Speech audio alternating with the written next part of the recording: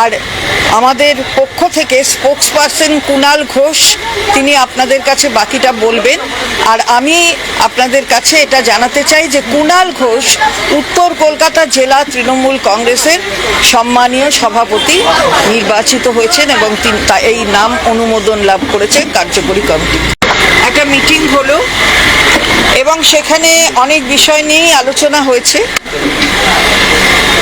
বিভিন্ন জেলার কিছু জেলার, সবকটা নয়, কিছু জেলার সভাপতি সেগুলো অনুমোদন লাভ করেছে ন্যাশনাল ওয়ার্কিং কমিটির এই বৈঠকে। আর আমরা গতকালই এই রাজ্যের তৃণমূল মহিলা কংগ্রেসের সভানেত্রী, তার নাম বলেছিলাম, আলিফা আহমেদ এমএলএ। আজকে যুবর সভাপতি স্টেটের অর্ণব ব্যানার্জি তার হয়েছে এবং সে হয়েছে যুবর সভাপতি। এবং ছাত্র তো ইতিমধ্যেই প্রিয়াঙ্কা অধিকারী আমরা বলে দিয়েছিলাম, বাকিগুলো আপনারা জানেন। যারা দলের ভালো সময়, সেই সময় যারা সপ্তাহ আঁকড়ে বসেছিল, সেই buy one get one free company অন্যদিকে সুযোগ সন্ধানী চেহারা দেখিয়েছে। মমতাদি যা ভরসা রেখেছিলেন সেগুলো, ফলে আমরা সবাই গোটা বাংলায় সব কর্মীরা এক কাট্টা আছি। আজকে বিশেষ জরুরি জাতীয় কর্মসমিতির ওয়ার্কিং কমিটির সভা হয়েছে, তাদের দুজন বিশেষ আমন্ত্রিত ইনক্লুডেড হয়েছেন সাংসদ সৌগত রায় এবং জ্যোতিপ্রিয় মল্লিক। ছিল মহিলা আলিফা আহমেদ মাননীয় বিধায়ক, তিনি সভানেত্রী, ছাত্র প্রিয়াঙ্কা অধিকারী এবং তাদের উপদেষ্টা হিসাবে জয়া দত্ত, পুরনো ছাত্র পরিষদে। এখানে যুবর সভাপতি অর্ণব বন্দ্যোপাধ্যায়, তৃণমূল যুব কংগ্রেসের নতুন রাজ্য সভাপতি, সঙ্গে আপাতত আরও 3 জন, তাদের দিয়ে 4 জন সভাপতি এবং তার সঙ্গে 3 জন, তারা আপাতত গোটাটা খতিয়ে দেখে নেতৃত্ব মূল্যায়ন করবেন যে সারা রাজ্যে যুব তারা ভালোভাবে কাজ করছেন। পূর্ণাঙ্গ কমিটি, জেলা কমিটিগুলি সেই মতোভাবে আবার তৈরি হবে।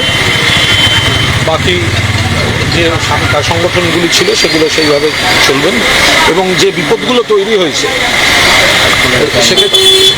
সেক্ষেত্রে কিছু সাংগঠনিক আরও 2-1টি ব্যবস্থা নেওয়া হয়েছে। অধ্যাপক সৌগত রায় লোকসভা দলে বিশেষ উপদেষ্টা হিসেবে নেতৃত্ব দেবেন এবং আরও কয়েকটি সাংগঠনিক আরও কয়েকটি জেলার ক্ষেত্রে নেতৃত্ব বিবেচনা করে ব্যবস্থা নিয়েছেন।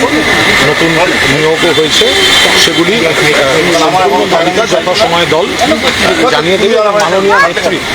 মাননীয় নেত্রী তিনি গোটা যে বিপদগুলো হচ্ছে কেন্দ্রীয় সরকারের, একদিকে নিট পরীক্ষার কেলেঙ্কারি থেকে আনুষঙ্গিক মূল্যবৃদ্ধি থেকে বাংলায় একদিকে নারী নির্যাতন, অন্যদিকে এই তৃণমূল কংগ্রেস কর্মীদের উপর যে আক্রমণ, মিথ্যা মামলা, হয়রানি, এই গোটা বিষয়টি নিয়ে তিনি তার বার্তা এবং করণীয় ঠিক করে দিয়েছেন। বাকি বিস্তারিত আমি যেটুকু বলার, সংবাদ মাধ্যমে যেটুকু বলা যায় আমি সেইটাই জানালাম। আমরা যারা গেছেন তারা গেছেন, সবাই দেখতে পাচ্ছেন গেছেন। তৃণমূলের দলের প্রার্থী হিসেবে জিতেছেন, কেউ নির্দল হয়ে জেতেননি। তৃণমূলের প্রতীকে জিতেছেন। মমতা বন্দ্যোপাধ্যায় প্রার্থী বলে নিজেরা প্রচার করেছেন। তাদের হয়ে ভোটে কাজ করেছেন কারা? সাংসদ হোক বা বিধায়ক।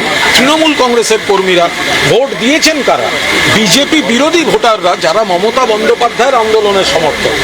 এরপরে যারা একা একা হঠাৎ বিশেষ কোনো কারণে নিজস্ব সমীকরণে গেছেন, সেটা সম্পূর্ণ মানুষ, কর্মীরা বিচার করবেন। বাকি সংগঠনের বিষয়টা দেখে নেবে, সেটা আমি এখানে আলোচনা করছি। কি সরানো হলো নাকি সে পদত্যাগপত্র পাঠিয়েছে?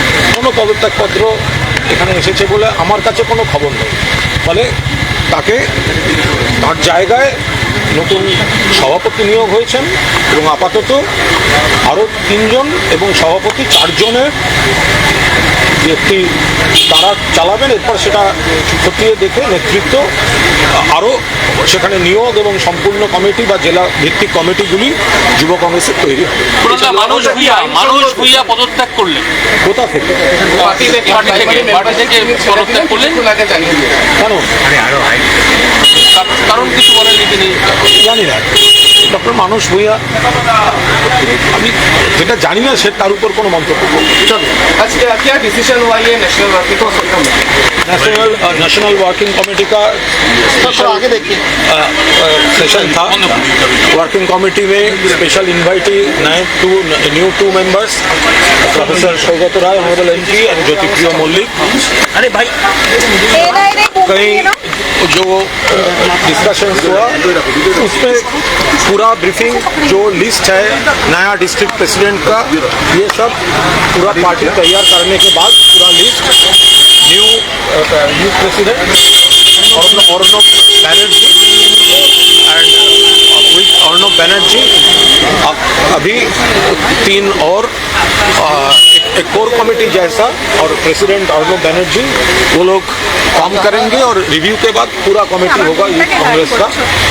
और कई डिस्ट्रिक्ट प्रेसिडेंट नया अपॉइंटेड हुआ और महिला प्रेसिडेंट तो एमएलए अलीफा अहमद, डिसीजन पहले ही हो गया था।